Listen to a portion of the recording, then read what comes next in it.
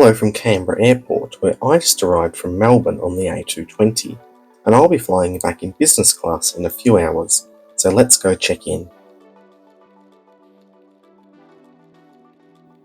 There were dedicated counters for business class, but none of the queues were busy anyway, so we were airside very quickly.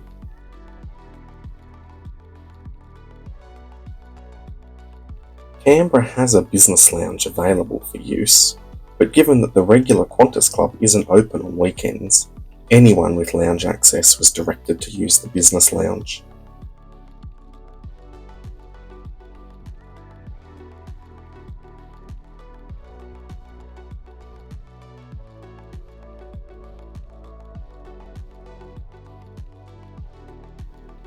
Even still, the space wasn't very busy, so there was plenty of different seats available, including quite a few bar stool areas along with lots of Qantas reading material, as well as a business centre of sorts at 1 and 2.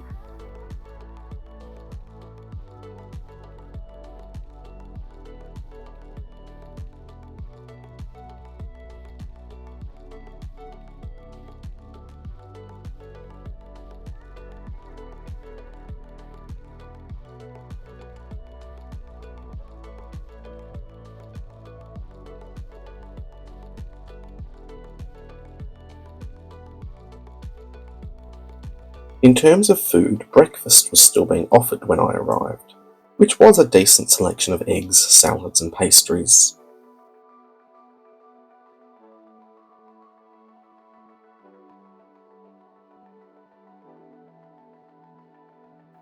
Lunch arrived at around 11, with initially the offering seeming no different to a regular Qantas Club.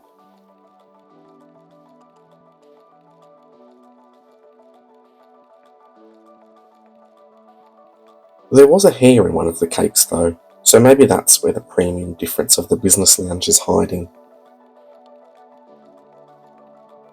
Eventually though, some better food did come out, but ultimately though I was struggling to see any major differences over just any regular lounge.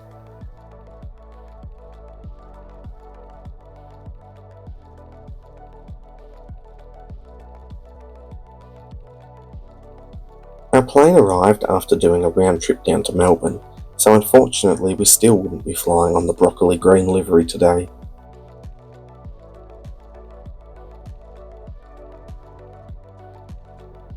After a slight delay in boarding, business class passengers were ultimately called forward to get on board the new jet.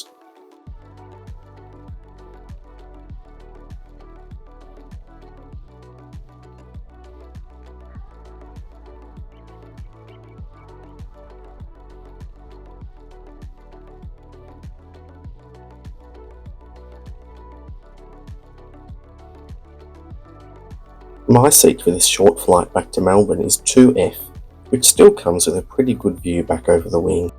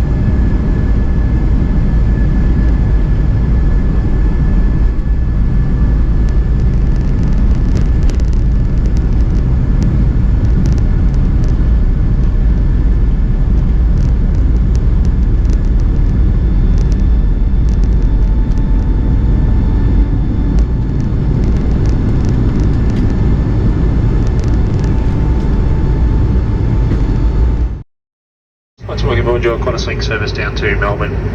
A flight time for this one onwards about 50 minutes. Expect to be disembarking at around about 10 minutes past 3. Now let's take a look around the seat. There's a coat hook which pops out of there, and some USB ports on the seat back. A reading light turns on by touching it here,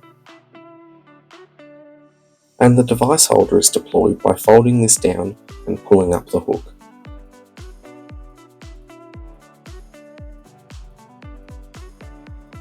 The Despite how it looks, this panel is nothing other than a wasted space for what could have been a storage compartment or something. There's also one large seatback pocket here too.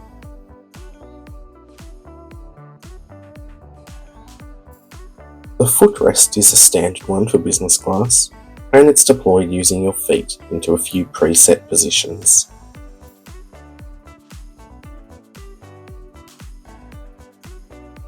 The leg rest can also be deployed, which is done by using one of these buttons here.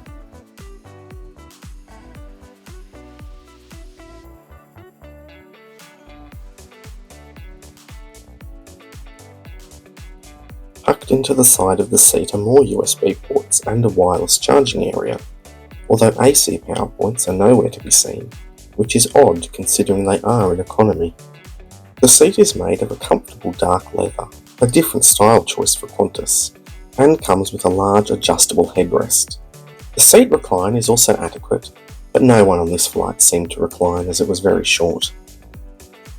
There are also air vents installed overhead, which are always appreciated even if they're not needed for a chilly winter flight like this. The tray table deploys from the armrest, and it's adjustable and foldable, and comes with another sturdy device holder which folds out of one side.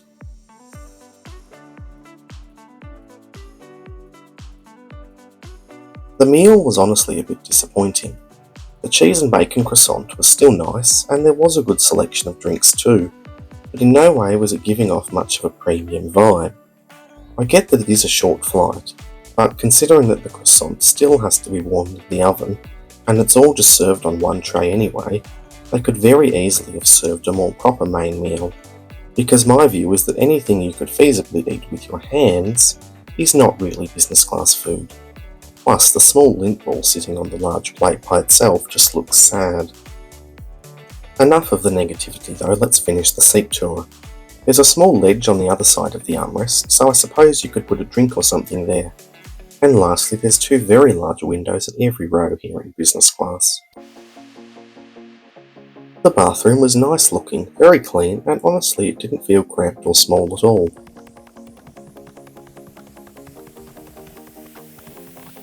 One thing I always look for on board is how clean or well maintained a seat is, and considering the plane is only a few months old, I was surprised at how much I found.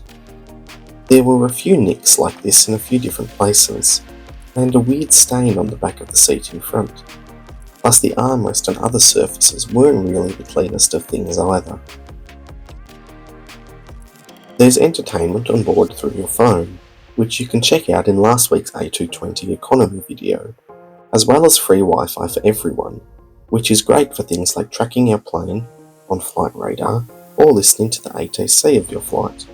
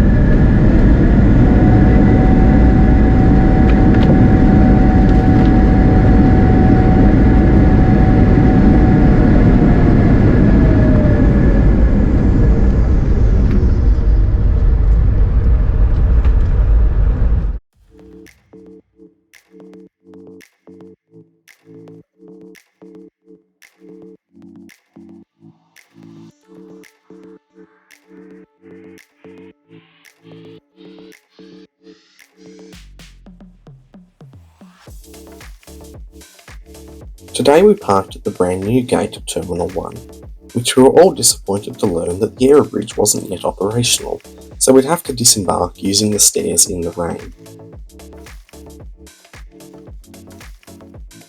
I was probably the only one who didn't mind though, as it meant we got some really good views of the plane as we stepped off.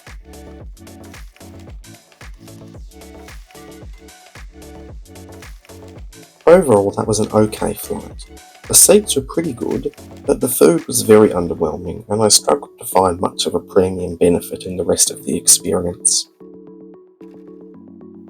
The A220 is of superior comfort to the 717s they're replacing, so I'd struggle to justify paying for business class even with points, let alone cash, when the economy experience on board the new plane is very good.